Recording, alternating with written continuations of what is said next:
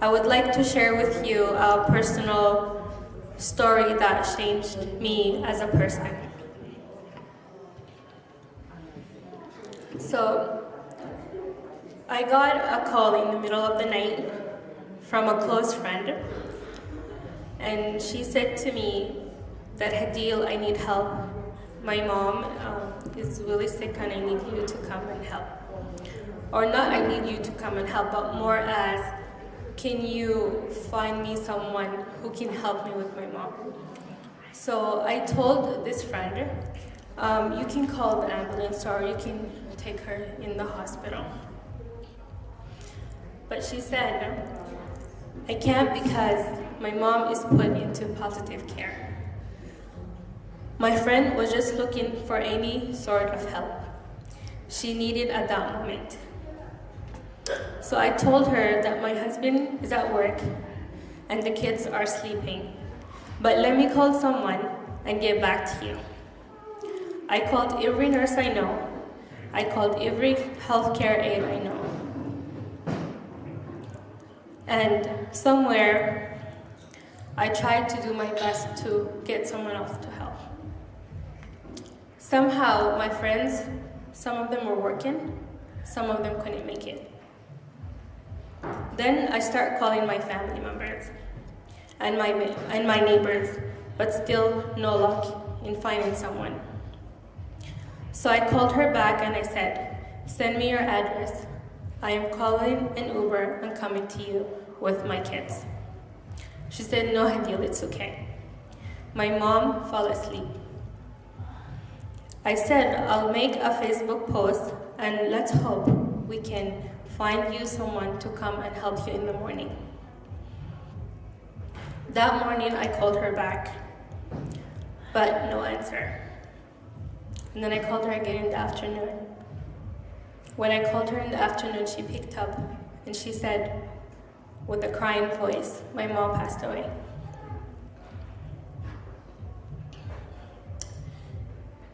It was that day I made a promise to myself that whoever calls me for help, I'll be there no matter what. Therefore, Nurse to be 24/7. We have a section to help our community. So Nurse to be 24/7 developed our own scholarship called Awatef. Awatef is the name of my friend mom who passed away that I couldn't help. Awatef means emotions.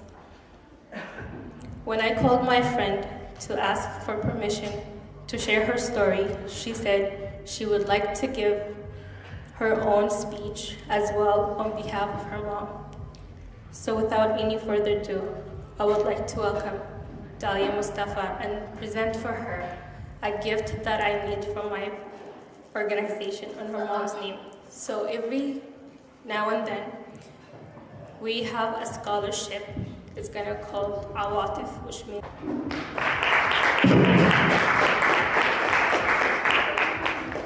so this done for you from our program, and I hope you accept it.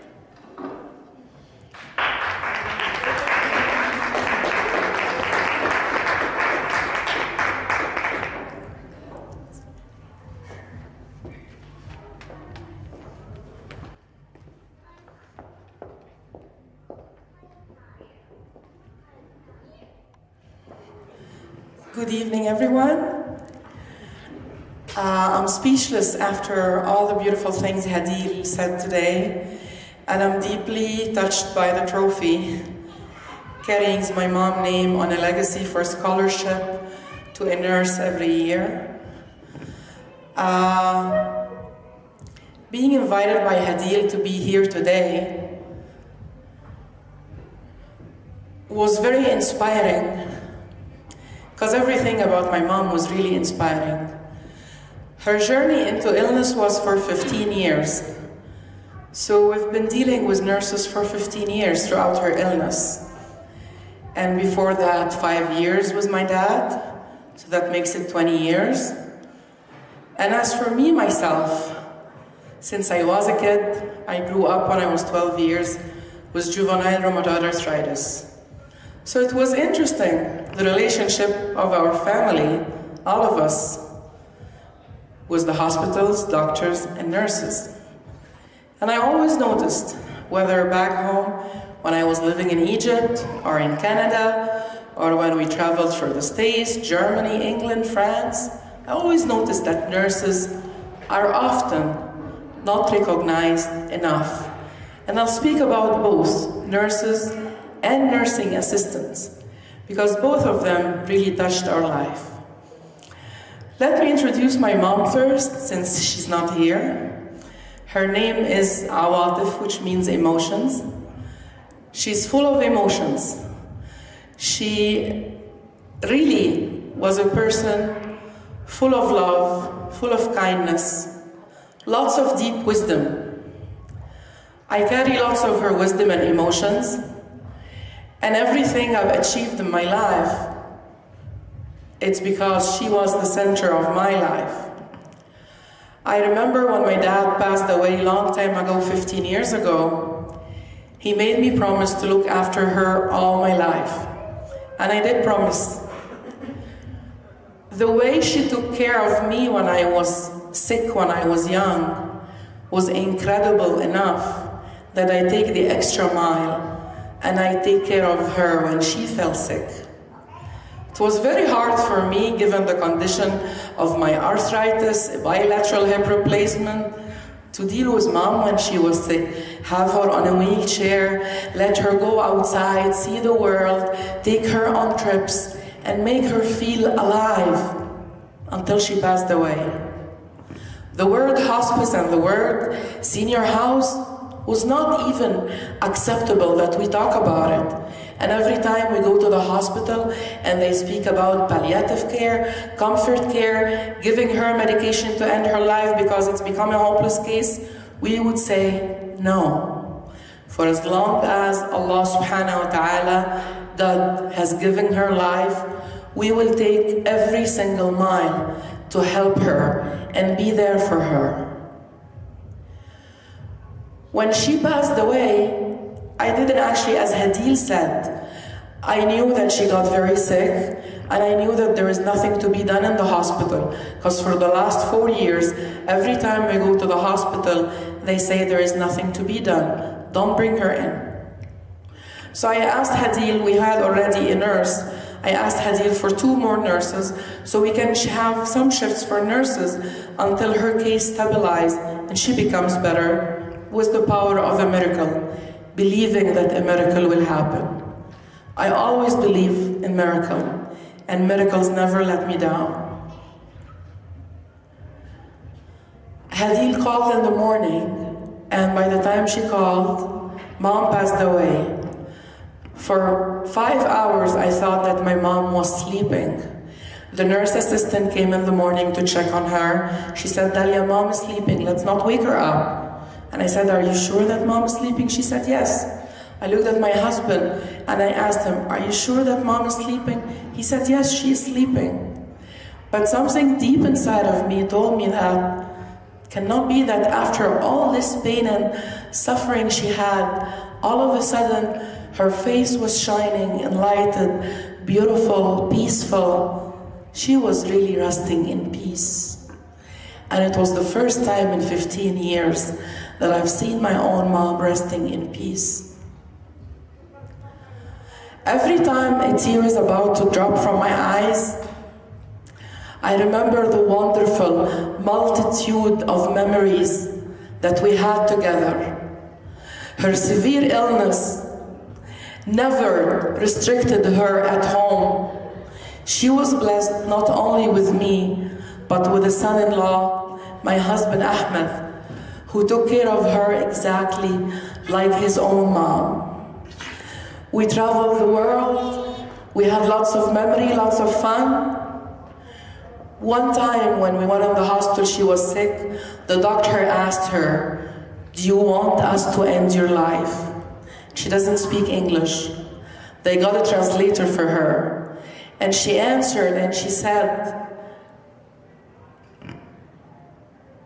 So she pointed at my belly because I was pregnant in my baby. It's her only grandson, the only one. So she wanted to stay alive to see him.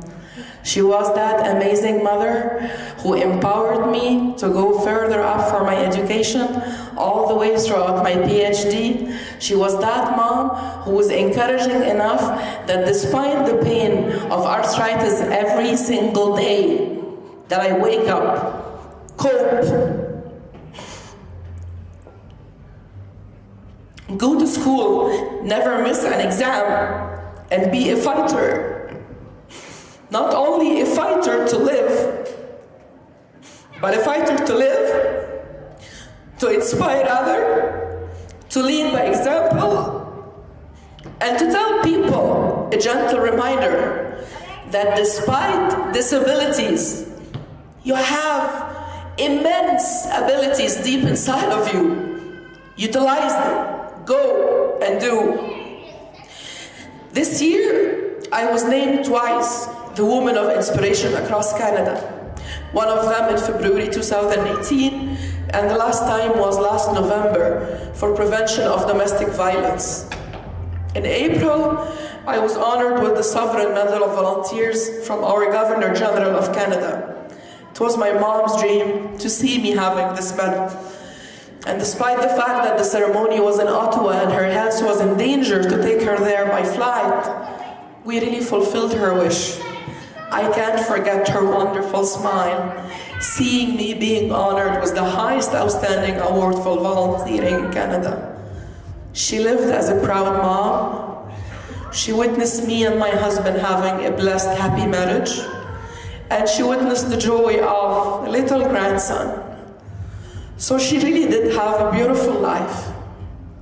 Well, since I am a coach and a counselor, I always speak about positivity. So that's why every time a tear is about to drop here, I just remember all the beautiful moments that we had, how caring and loving she is, and how committed she was to teach me, to touch the life of others, share the light, spread the message, empower, inspire, embrace, give hope to parents that their children are undergoing tough situation, or help seniors, or help the youth, or help even the couples, help everyone in need, no matter when, no matter where, no matter from where they are, from who they come, it doesn't matter. What only matters is one thing, humanity.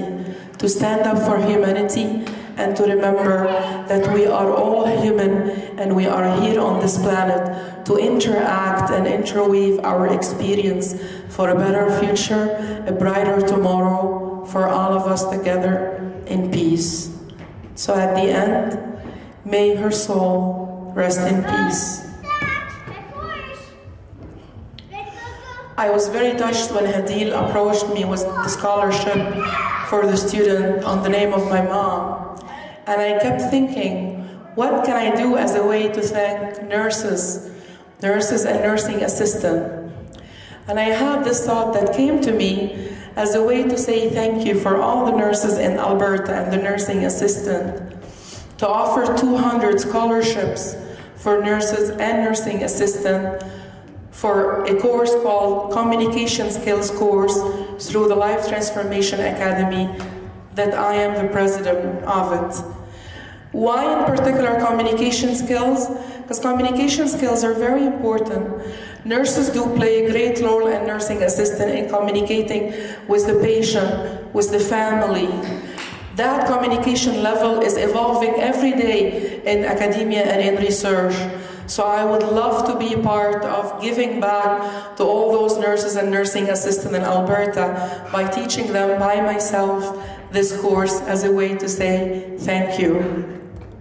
And since I'm as well Canadian Egyptian and I do wear both my hats as a dual citizen, I'm offering the same thing as well to the nurses and the nursing assistants in Egypt through the Rotary Club in Cairo, for nurses in Cairo, Giza, Sinai, Sohag, Bani Suef, and Alexandria. So I'm glad that actually it's Hadil, her thought has led to 400 nurses improving and heightening communication skills in 2 countries across the ocean. Thank you very much for having me today here, and I'm really honored, humbled, and delighted, and I really appreciate it very much. Thank you for Nurses to Be 24/7. What you're doing is incredible. Keep shining your light. You are really, really, really the anchor that most families rely on during the hardship of their beloved one.